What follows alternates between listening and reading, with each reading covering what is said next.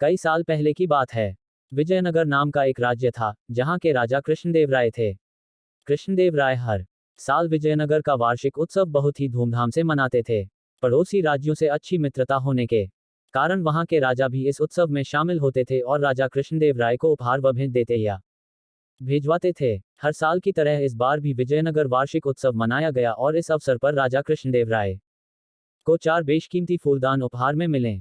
फूलदानों को देखते ही राजा का मन उन पर आ गया, और ऐसा होता भी क्यों न, उन सभी फूलदानों की शोभा देखते ही बनती थी।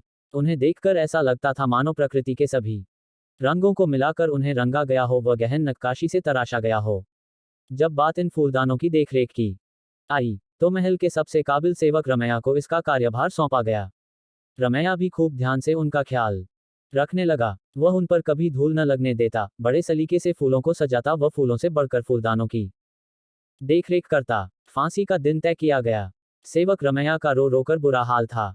ऐसे में जब तेनालीराम रमैया से मिलने के लिए गए तो रमैया उनसे अपने प्राणों को बचाने की गुहार लगाने लगा। तेनालीराम ने रमैया के कानों में धीरे से कुछ कहा, जिसे सुनकर उसके चेहरे के भाव कुछ शांत हुए और उसने अपने आंसू पोंछे। यह सुनकर राजा का गुस्सा शांत हुआ। उन्हें समझ में आ गया कि किसी व्यक्ति की जिंदगी एक निर्जीव फूलदान से बढ़कर नहीं हो सकती है, तथा वह गुस्से में आकर एक तुच्छ वस्तु के लिए किसी भी व्यक्ति के प्राण नहीं ले सकते। उन्होंने सेवक रमैया को उसकी गलती के लिए माफ कर दिया। कई साल पहले की बात है। विजयनगर नाम का एक राज्य था, जहां के राजा कृष्णदेव राय थे। कृष्णदेव राय हर साल विजयनगर का वार्षिक उत्सव बहुत ही धूमधाम से मनाते थे। पड़ोसी राज्यों से अच्छी मित्रता होने के कारण वहां के राजा भी इस उत्सव में शामिल होते थे और राजा कृष्णदेव राय को उपहार व भेंट देते या भेजवाते थे। हर साल की तरह इस बार भी विजयनगर वार्षिक उत्सव मनाया गया और इस अवसर पर राजा कृष्णदेव राय को 4 बेशकीमती फूलदान उपहार में मिले। फूलदानों को देखते ही राजा का मन उन पर आ गया, और ऐसा होता भी क्यों न, उन सभी फूलदानों की शोभा देखते ही बनती थी। उन्हें देखकर ऐसा लगता था मानो प्रकृति के सभी रंगों को मिलाकर उन्हें रंगा गया हो व गहन नक्काशी से तराशा गया हो। जब बात इन फूलदानों की देखरेख की आई, तो महल के सबसे काबिल सेवक रमैया को इसका कार्यभार सौंपा गया। रमैया भी खूब ध्यान से उनका ख्याल रखने लगा। वह उन पर कभी धूल न लगने देता, बड़े सलीके से फूलों को सजाता व फूलों से बढ़कर फूलदानों की देखरेख करता। फांसी का दिन तय किया गया। सेवक रमैया का रो रोकर बुरा हाल था। ऐसे में जब तेनालीराम रमैया से मिलने के लिए गए तो रमैया उनसे अपने प्राणों को बचाने की गुहार लगाने लगा। तेनालीराम ने रमैया के कानों में धीरे से कुछ कहा, जिसे सुनकर उसके चेहरे के भाव कुछ शांत हुए और उसने अपने आंसू पोंछे। यह सुनकर राजा का गुस्सा शांत हुआ। उन्हें समझ में आ गया कि किसी व्यक्ति की जिंदगी एक निर्जीव फूलदान से बढ़कर नहीं हो सकती है, तथा वह गुस्से में आकर एक तुच्छ वस्तु के लिए किसी भी व्यक्ति के प्राण नहीं ले सकते। उन्होंने सेवक रमैया को उसकी गलती के लिए माफ कर दिया। कई साल पहले की बात है। विजयनगर नाम का एक राज्य था, जहां के राजा कृष्णदेव राय थे। कृष्णदेव राय हर साल विजयनगर का वार्षिक उत्सव बहुत ही धूमधाम से मनाते थे।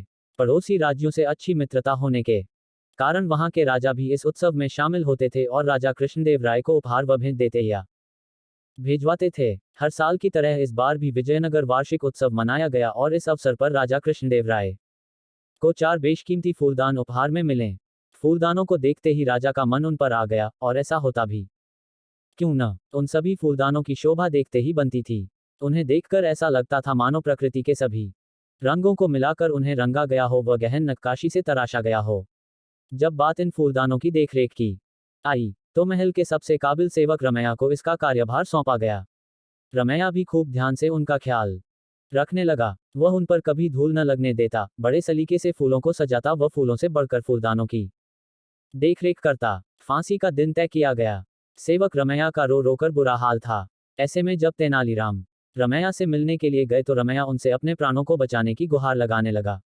तेनालीराम ने रमैया के कानों में धीरे से कुछ कहा, जिसे सुनकर उसके चेहरे के भाव कुछ शांत हुए और उसने अपने आंसू पोंछे। यह सुनकर राजा का गुस्सा शांत हुआ।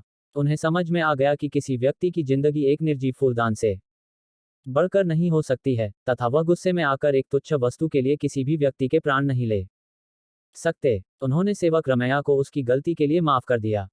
कई साल पहले की बात है। विजयनगर नाम का एक राज्य था, जहां के राजा कृष्णदेव राय थे। कृष्णदेव राय हर साल विजयनगर का वार्षिक उत्सव बहुत ही धूमधाम से मनाते थे। पड़ोसी राज्यों से अच्छी मित्रता होने के कारण वहां के राजा भी इस उत्सव में शामिल हो